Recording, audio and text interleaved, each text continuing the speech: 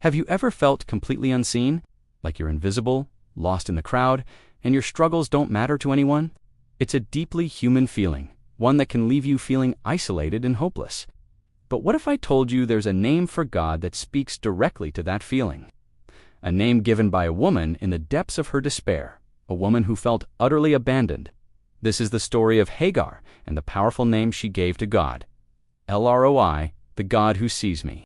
Our story begins in the ancient land of Canaan, in the household of Abram and Sarai. You might know them better as Abraham and Sarah.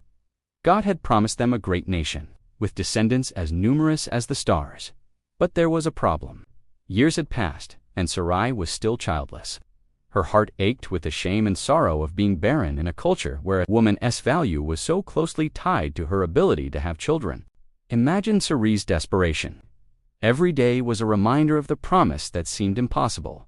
So, she came up with a plan. It was a common custom of the time, but one born out of human desperation rather than divine guidance.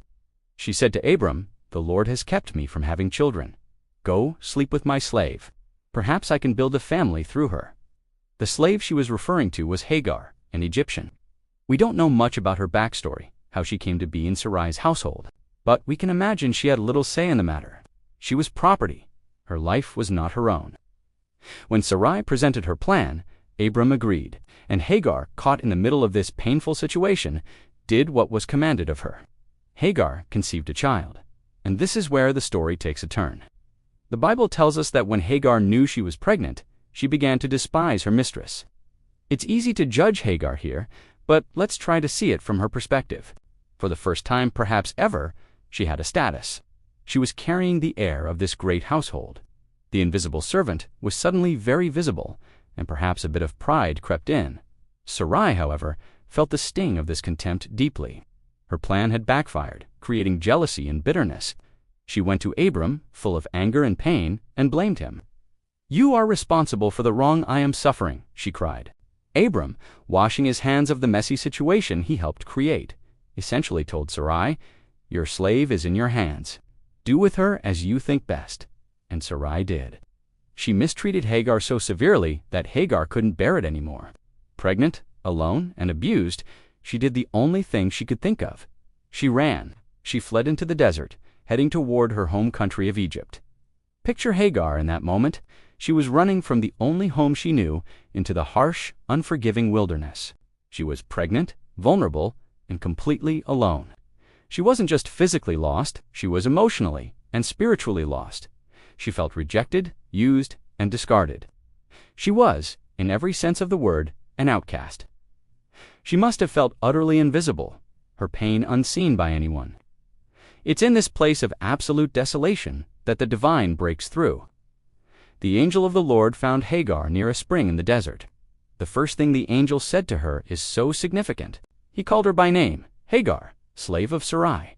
Where have you come from, and where are you going?" Just think about that. In a world where she was seen as property, a means to an end, God saw her as a person. He knew her name. He acknowledged her situation as Sarai's slave.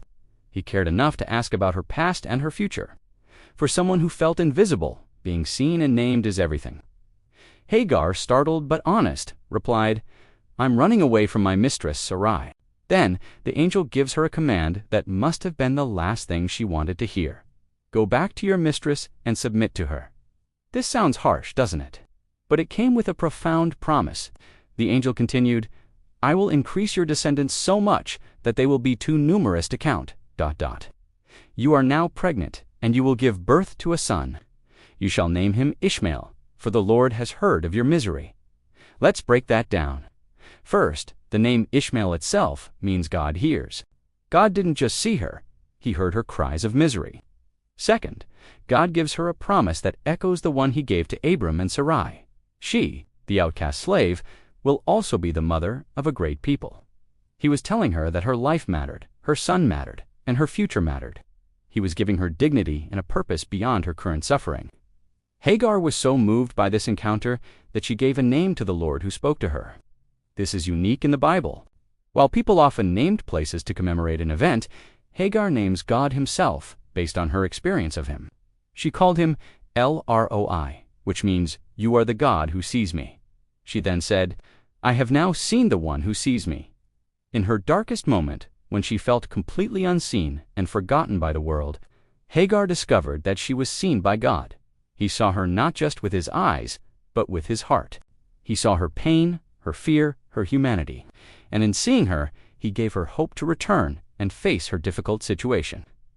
Not because the situation itself was good, but because she now knew she wasn't facing it alone. This story doesn't end with a perfectly happy fairy tale ending.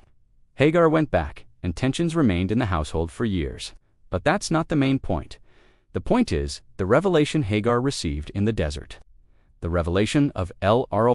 This name for God is a powerful reminder for every single one of us. There are times in our lives when we feel like Hagar.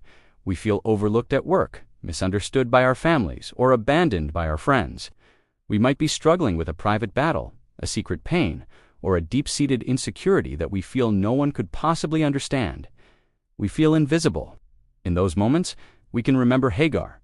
We can remember that there is a God who sees.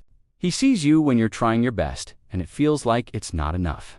He sees you when you're crying in your car or lying awake at night, overwhelmed by anxiety. He sees the quiet acts of kindness you do that no one else notices. He sees the hidden struggles and the silent prayers of your heart. He is ROI, the God who sees you. He doesn't just see the surface-level you that you present to the world. He sees the real you. He sees your past, your pain, your potential, and your future. And just like he did with Hagar, he calls you by name. He knows you intimately. This truth isn't just a comforting thought. It's a transformational one. Knowing that you are seen by the Creator of the universe changes everything. It gives you an unshakable sense of worth and dignity that doesn't depend on other people's approval or your circumstances. It gives you the courage to face your own deserts, knowing you're not walking through them alone. It assures you that your story matters. So, the next time you feel invisible, lost, or forgotten, remember the story of a runaway slave girl in the desert. Remember the name she gave to God in her moment of greatest need. Whisper it to yourself, ROI. You are the God who sees me. And take comfort in the beautiful, life-changing truth that you are fully known, fully seen, and fully loved. Thank you so much for watching. If this story resonated with you, I'd love to hear your thoughts in the comments. Do not forget to like this video and subscribe to the channel for more stories of hope and faith. We'll see you in the next one.